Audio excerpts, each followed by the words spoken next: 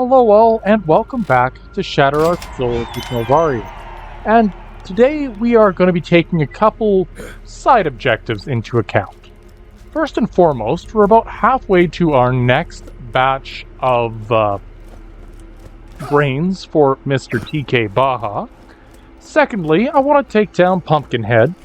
And then we're going to make our way into Dead Haven. At least that's the current plan of this afternoon.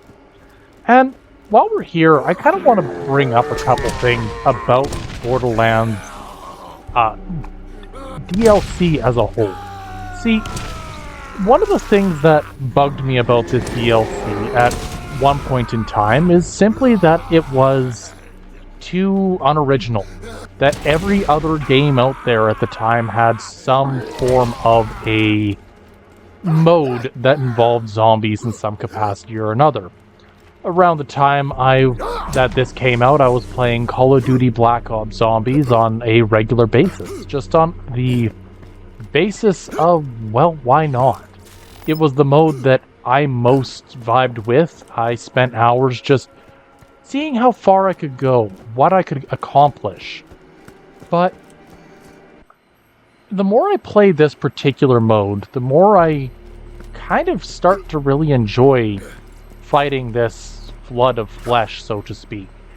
The idea behind this DLC being just, fight against some zombies and, deal with whatever comes your way, it doesn't seem that extravagant. It's something incredibly simplistic.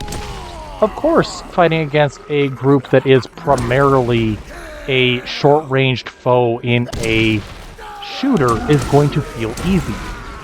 But there's a certain degree of novelty to this that I didn't really process in my first couple runs through.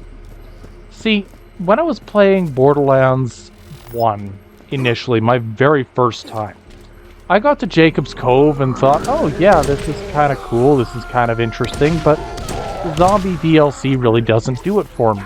It's just kind of there. And I had said for the longest time that it was my least favorite of the 4 DLC. Just because, well, it was the least original, or at least that's what it felt like at the time. But then I started playing the first couple of DLCs, and I've probably been through them all about 3 times over, probably 5 if I'm being honest with myself. Unfortunately, Borderlands kind of became a comfort food for me. And so, here we are. Now, this particular DLC being a zombie DLC means that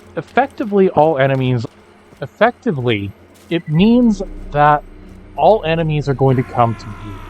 That your primary goal is less about dueling them one-on-one or taking down masses with fast rate of fire. It's less about maintaining distance and cover, and more about planning ahead, knowing full well that your enemies have no better goal than surrounding you completely. And so, it is one of the few times where having your back against the wall is the ideal option. And so, despite all of my prior statements about this DLC having been somewhat negative, it also is the one that has the most unique gameplay loop by comparison to the rest of the DLC and the base game of Borderlands 1. Now, because of this kind of upset, this change in how the game functions, it's something that I actually enjoy coming back to more than the other 3. Now, part of that is that the issues of the other DLCs outweigh their strengths a lot of times, in more ways than one.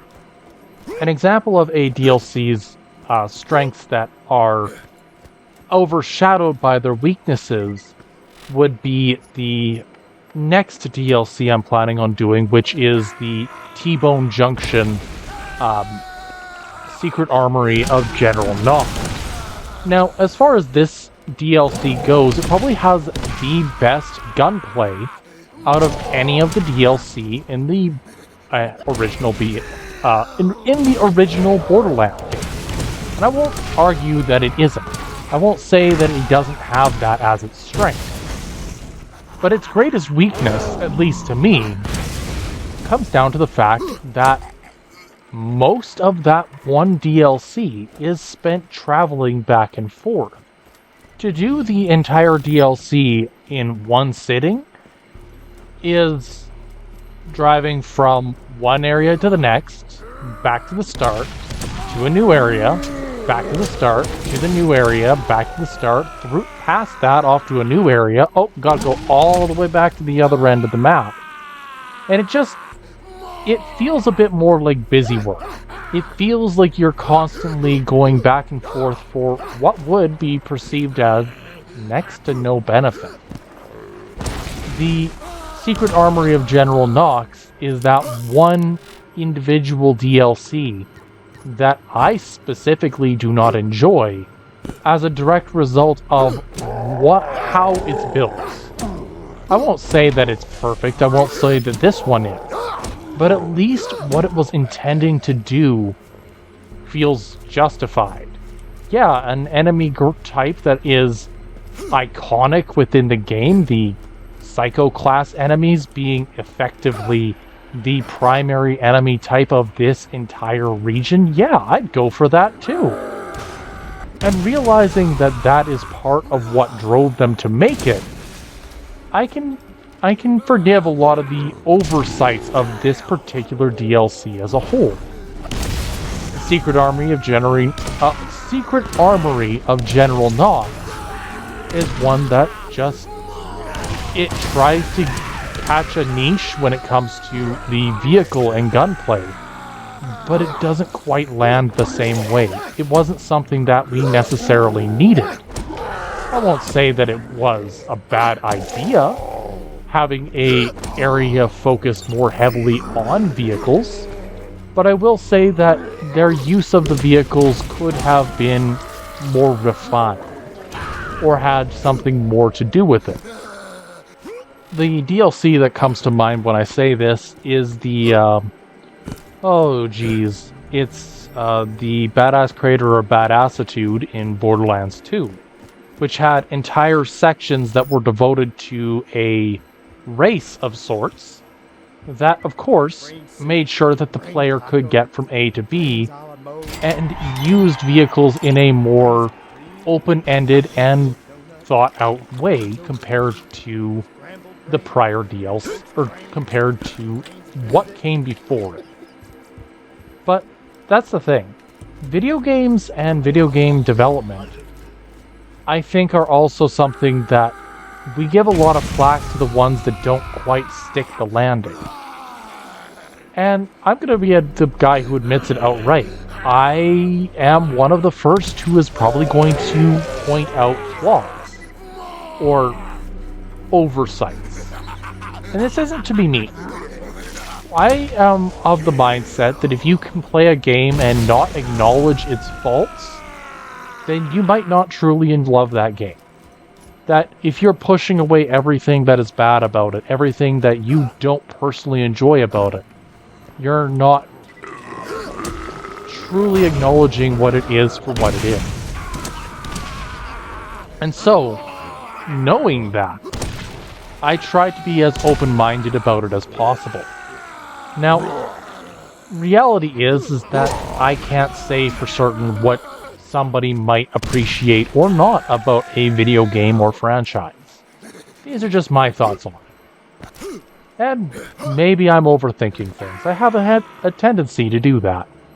Anyways, next up, Pumpkinhead. This is a boss that I actually really like the idea of. Pumpkinhead is a oversized melee-focused boss, which means, effectively, he's going to be coming in close range to you. He has a flame breath attack, which of course you gotta have. His weak point is the pumpkin head, which, yeah, that makes sense. But he has no elemental weakness. Now, other enemies that you play against or fight against throughout the various DLCs and various gameplay in general in Borderlands 1 fall under 4 basic enemy types. Vehicles, which are typically weak to corrosion and explosion. Flesh-based enemies, which were all of the human-type enemies, or really anything that didn't have armor. And you had shock. Sorry, let's back up a moment here. The 4 basic types of elemental damage were incendiary or fire, shock damage, corrosion, and explosion. Now, Mr. Torg's favorite is always going to be the explosive damage.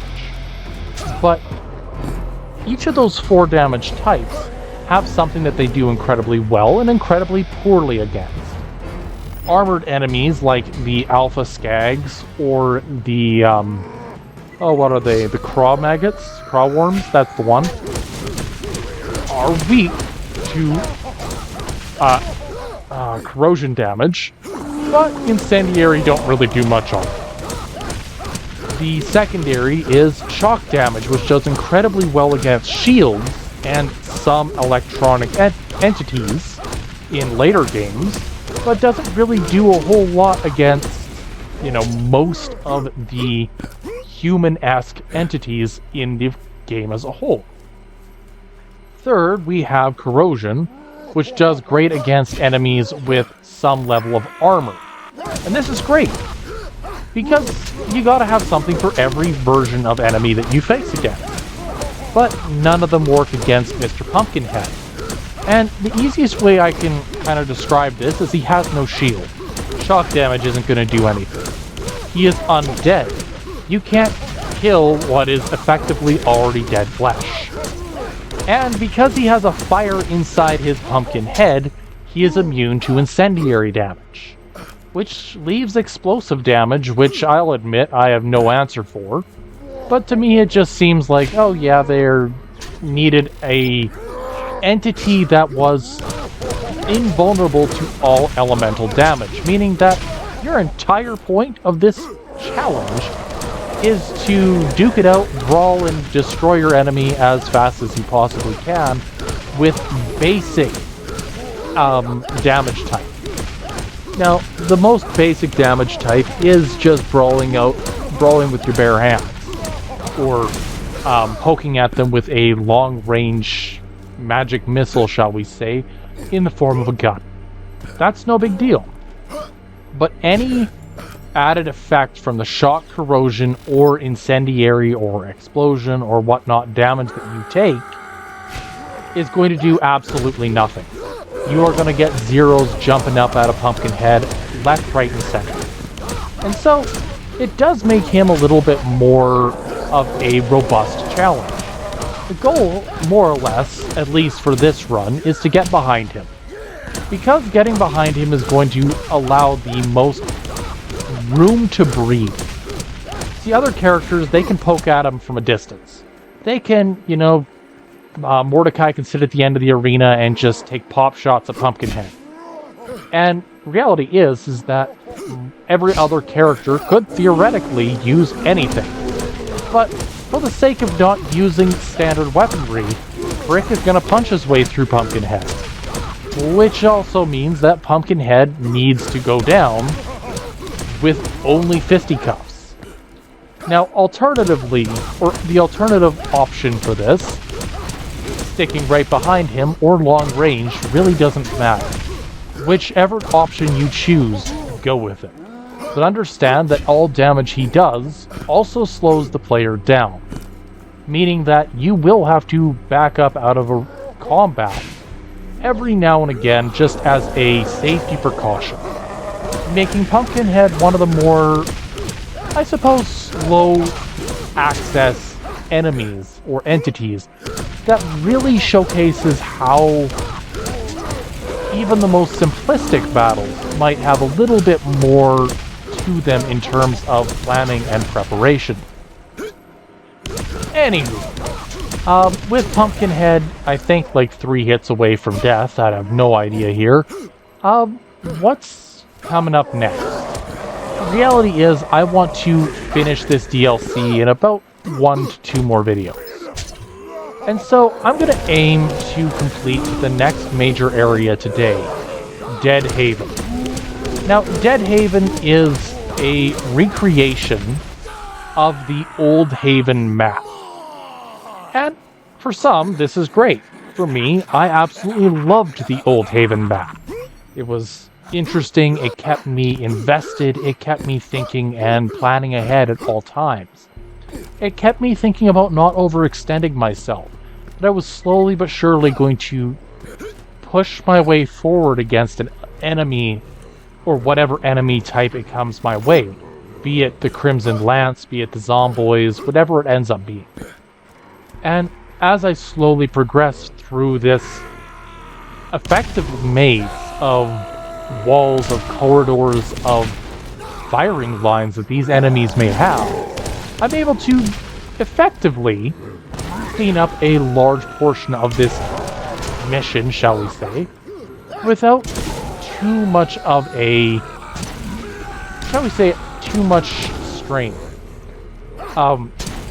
One of the reasons why I like this region that I'm going into is that by far and away, Old Haven felt like, or different from the majority of the base game of Borderlands 1. See, up until that point, you had the area surrounding Firestone, which was a much more open environment.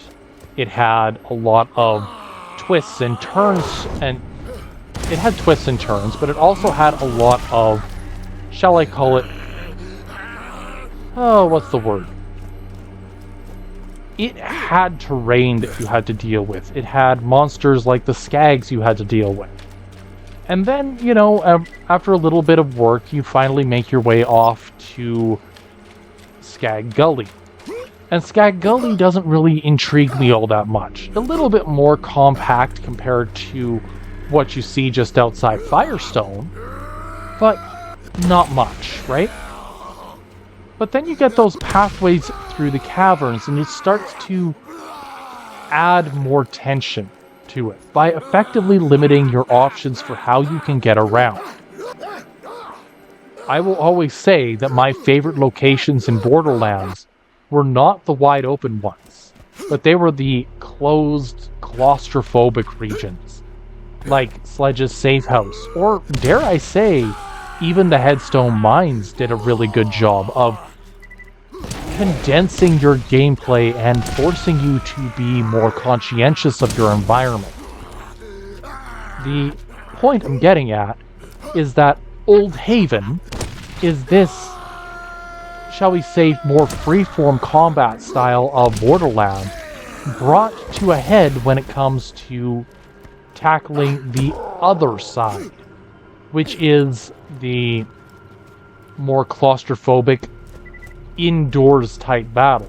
The type of battle where your goal isn't necessarily to have the biggest gun or the best armor, but the battle in which you're aiming more or less to be the one who handles tackling whatever entity, whatever enemy comes your way through tactics, through planning, through working through whatever comes your way in a more open-minded manner. By turning the corner when you're loading your weapon, such as circumstances that would come up in Call of Duty. By taking the time that you have and really focusing on survival instead of raw power. Now this is a little controversial for me because I'll admit I prefer this over a lot of those very... a lot of the other shooters out there. I'm not a big fan of a lot of the shooters out there because they don't speak to me. It doesn't make me feel powerful. It doesn't make me feel good half the time. The reason why I would pick Titanfall and Borderlands are because they are the two games that had systems in place that had me feeling like I was getting better at the game over time. That made me feel good when I played it. Whereas Call of Duty, I ended up falling into what myself and a few of my friends call Gerard syndrome. Now, Gerard syndrome was a haha about the Game Grumps, where one of the individuals, Gerard, ended up getting himself in situations where he would constantly die at the same place time and time again. And that's all well and good, it's fine. But the point I'm getting at when I talk about this circumstance is that for a lot of gamers, and a lot of, shall I call them, traditional shooters, it's very common to fall into a death loop, wherein you start a battle, you play it for a couple moments, and then, nope, something doesn't quite work, something doesn't quite fit, and you die almost instantly. Where you have to plan ahead and know exactly what the game is trying to get you to do. Now, one of these circumstances that comes to mind that really bugged me was something like the instant death circumstances in Modern Warfare. I believe it was Modern Warfare 2. Don't quote me on that. Where you effectively have to throw a grenade to stop an enemy troop from defeating you. And yet, technically, I had a habit of every time I attempted, I'd end up getting in a bad circumstance just because I oopsied. I, more often than not, fell because I didn't plan far enough ahead, because I didn't know what was coming around the next corner. And it's that level of precision that some games thrive on. I don't. And that's kind of my be-all, end-all as to why I choose certain games over others. There's that certain level of, you gotta just play by the seat of your pants and hope that things work out. And I feel like Borderlands leans more into that end of gameplay than a lot of other games do. Anywho, we are now officially in Deadhaven, and it's going pretty well, all things considered. I kind of really enjoy this region, as I've said. Its adaptability in this region leaves very little to be desired, if I'm being honest. It fits the themes, it has wide open spaces, but it also has more strategy involved. It has everything that makes for a good game session in my mind. But it also, in terms of Deadhaven, also gives access to a couple new types of enemies, notably the Tankensteins. Now, the Tankensteins are an enemy type that is more bulky than a lot of what came before. The loot goons of, the loot goons that you have seen earlier show up again as this is what we're dealing with. They're heavyweights. They fight on hand with you more often than not. But that's it, right? There's nothing super over the top with them. The Tankensteins have more of a shock type damage, destroying shields very easily, and a significantly higher health than a lot of their opponents did. Anyways, I'm gonna let the game do its talk for a sec. I'll be right back.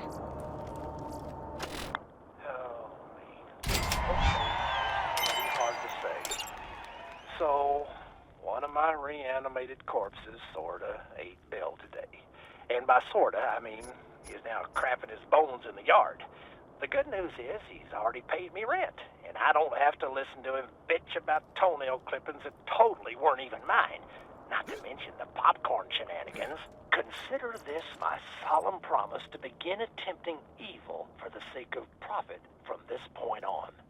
My brother, who isn't even the same as me in disguise, would never support me in this. I hope no one ever finds these logs and incriminates me to my employer, Jacobs. because that would probably set off a whole chain of events where I have to try and kill them with my horrific creations. Oh well. Testing. This is the first official entry of my, Dr. Ned's, Scientific Discovery Journal. My ongoing mission to extend the lives of those who have already passed. We must remain vigilant in our... Bill, are you making popcorn? What did we talk about? Dude, we just talked about this. Where was I? Saving the human race from the stale clenches of death. That sounds like a kicking party. Is that how the kids are saying it, kicking? Anyway, here ends my first official journal entry. I found that despite his infernal popcorn habit, I kind of miss Bill.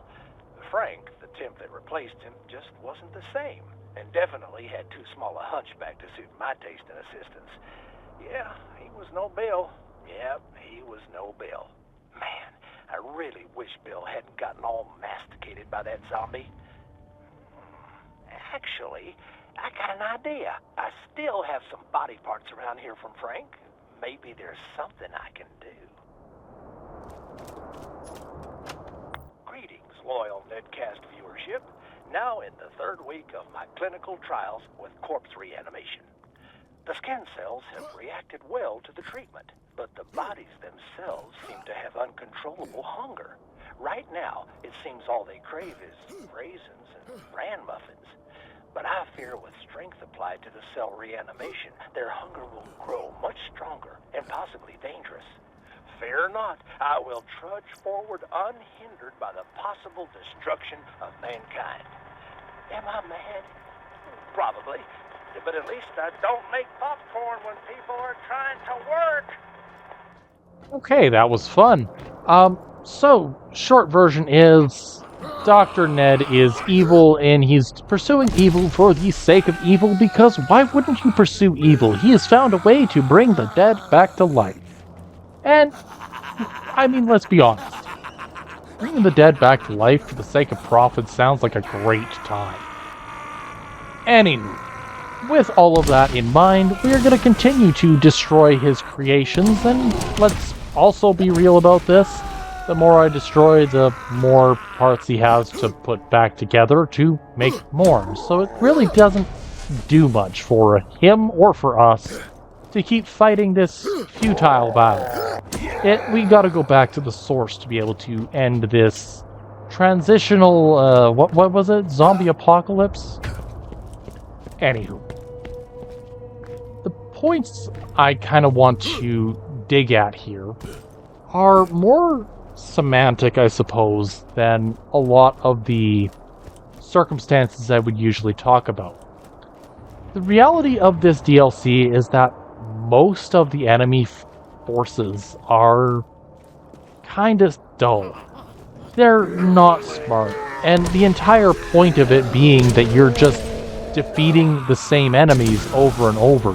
You technically have no idea how many times that Mr. Dr. Ned has reanimated the dead. And if there was a singular zomboid left on the entire island, congratulations. There's really nothing that can stop them from continuing to expand outward. This, Dead Haven, is kind of the be-all end-all of that understanding, that belief. See, the reality is, you can't stop them. They've already made it to the mainland in this DLC. And so, under slightly less favorable circumstances, you would be stuck in a circumstance where there would be no coming back, where Pandora itself would have to be effectively destroyed, or at least quarantined for a period of time. I kind of like the idea of a quarantine-based situation where they slow down and actually think about what it is being done. But I digress. That might be a little bit too much to ask of the circumstances surrounding it. So, I suppose the next big question is, if I were to do anything else with this game, what would I do? Like, barring completing this entire rest of the run with nothing but my 2 hands, what else is there for a challenge? Now, I've been thinking about this for a while because reality is, you gotta keep things fresh. And if it were me, having beaten the game with a deathless run with one character, a full run without the use of guns in another, there's really not much else I can do. If I were to go any further, it would be a run devoted to grenades. And that to me would be one probably devoted to running a Roland build, but that's also me being a little bit silly. I know full well that there's next to no point going any further with this type of run, or this game, if I'm being honest with myself. There's no additional challenge, no more ha-has that can come my way, so to speak. Ha! Who's the best evil mad scientist? Yeah, that's right. It's me, Dr. Ned. That's with an N, not a Z. I have created a new Bell. I didn't have time to put them together in a smart and safe way. I just had to try and cram some new pieces, fixes, and patches onto the old Bell.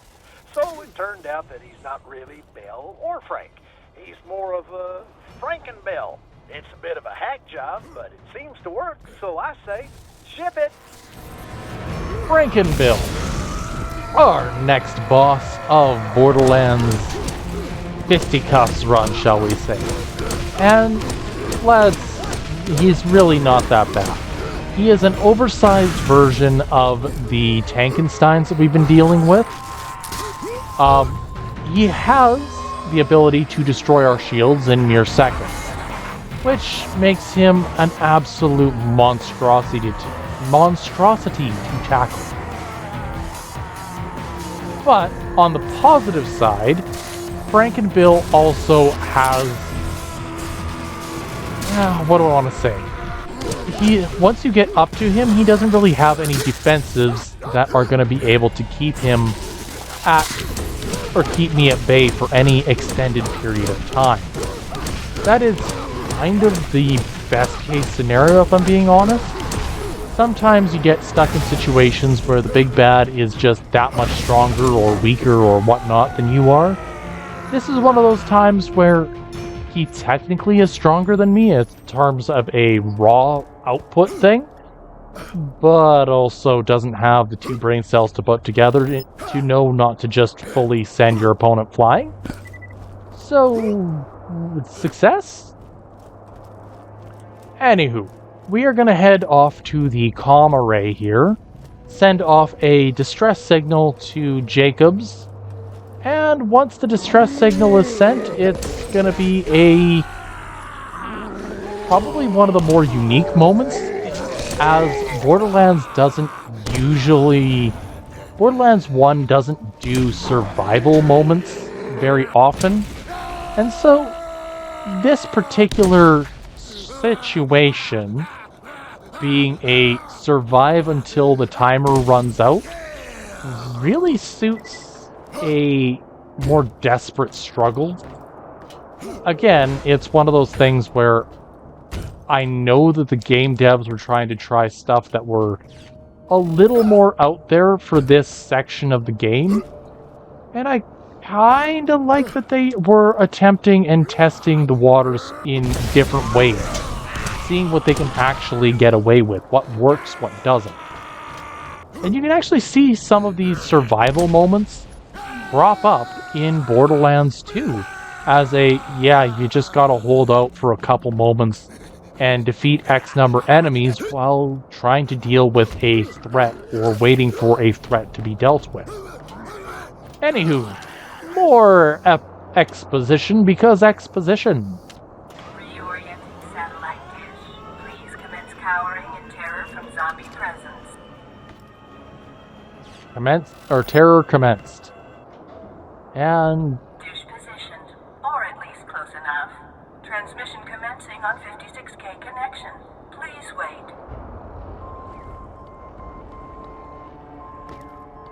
Okay. How's it going? Transmission received. Thank you for using our state-of-the-art interstellar science magician to send your message.